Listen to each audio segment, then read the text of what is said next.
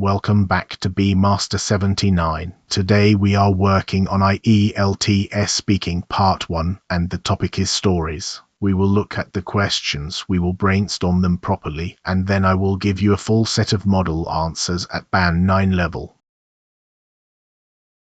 First, the shape of part 1. It lasts 4 to 5 minutes and it begins as soon as the examiner has checked your identity. The questions are general and familiar. Expect roughly 8 to 12 of them across 2 or 3 topic sets. And here is the number that matters most. Aim for 20 to 40 seconds per answer.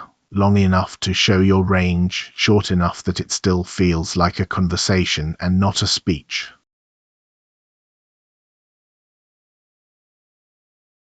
Here is our topic set. 4 questions about stories. Notice the pattern. The first and the fourth are about your childhood, so they need past tenses. The second and the third are about now, so they need present tenses and preferences. Spotting that pattern early is half the work.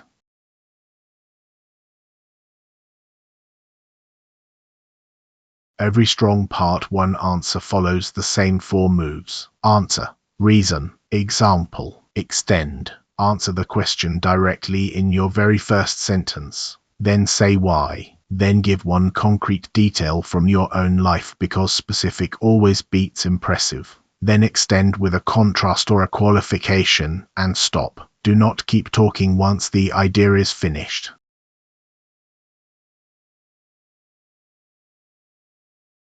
Let us brainstorm question 1. The idea is a strong yes with no hedging, a person who told the stories, a reason, and a look back at what it led to. On the language side, hooked on, beg for one more chapter, a sense of escape, and looking back.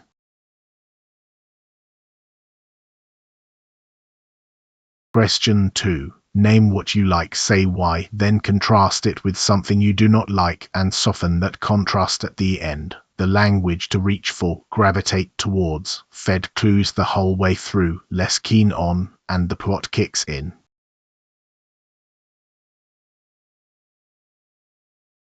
Question 3 is a preference question, so the examiner wants to hear you choose. Pick a side, justify it, concede the other side, then resolve. Useful phrases, on balance, set your own pace, a bit of a convert to, and get through a novel.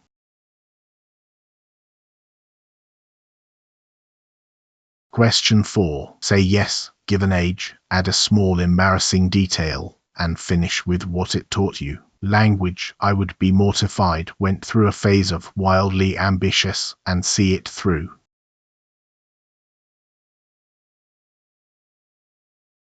Model answer, question 1. Oh, absolutely. I was completely hooked on them. My grandmother read to me every single night, and I would beg her for one more chapter, which she almost always gave into. I think what drew me in was the sense of escape. For 20 minutes I could be somewhere far more exciting than a small flat in the suburbs. Looking back, those bedtime stories are probably what turned me into a reader in the first place. 4 moves, no filler, and a named person to make it real.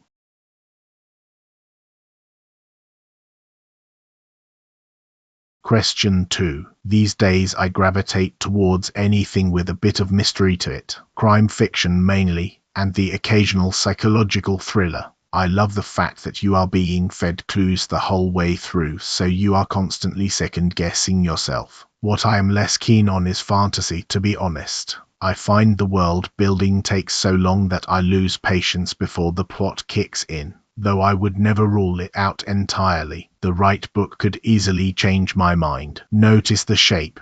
A clear like, a clear dislike, and then a qualification that keeps you sounding open-minded.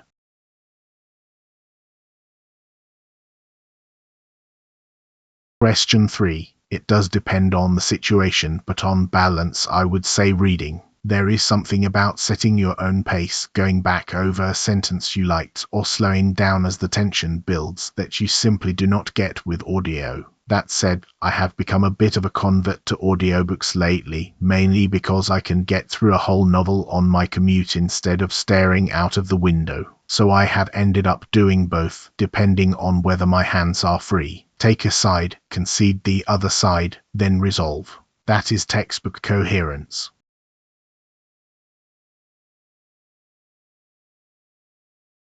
And question 4. I did, yes, although I would be mortified if anyone dug them out now. I went through a phase at around 9 or 10 of writing wildly ambitious adventure stories in exercise books, complete with terrible illustrations in the margins. I never actually finished a single one, which is quite telling. But I am glad I gave it a go, because it taught me that coming up with an idea is the easy part. It is sitting down and seeing it through that is hard. Self-deprecating humor and a small lesson learned. It sounds like a person, not a script.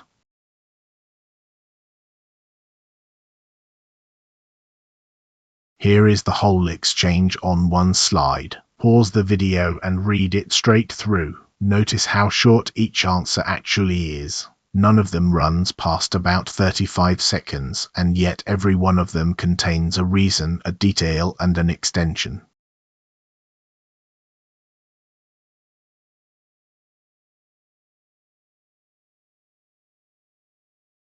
Your language bank for this topic. 8 expressions that will lift almost any part 1 answer, not just this one. Be hooked on something. Gravitate towards. On balance. That said, a bit of a convert to. Go through a phase of. See something through. And I would never rule it out. Learn them as whole chunks, not as single words.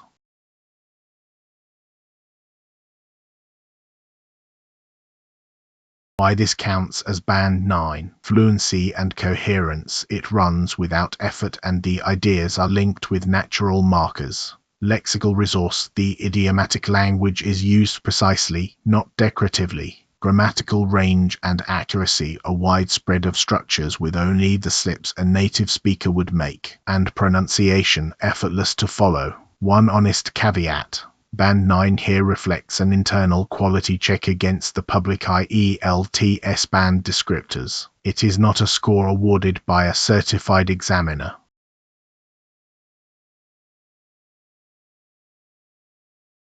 Your challenge: record yourself answering all 4 questions in under 3 minutes, then listen back and count how many times you began with "I think." If the answer is more than once, that is your homework. If this helped, subscribe to BMaster79 and I will see you in the next one.